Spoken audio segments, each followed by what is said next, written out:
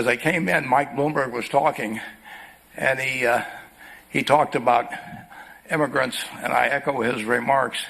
But I would like to tell you of two women that each sold a business to Berkshire Hathaway, to me actually, for many, many, many millions of dollars.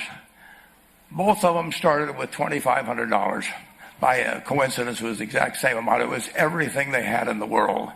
And one of them was a woman who landed in Seattle in 1917, couldn't speak a word of English, had a tag around her neck. The tag said, Fort Dodge, Iowa.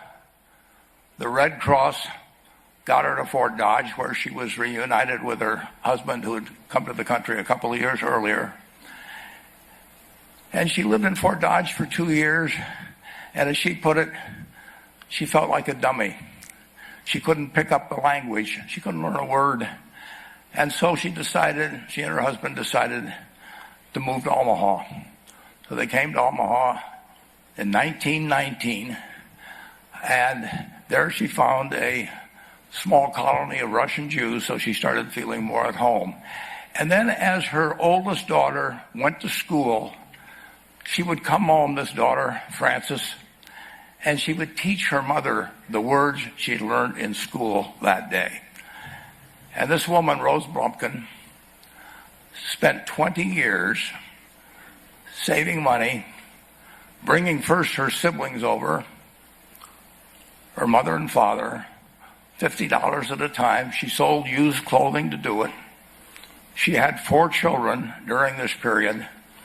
And by 1937, after 20 years, she'd saved $2,500. She went to Chicago, and she bought what she could of furniture. Her dream had always been to open a furniture store.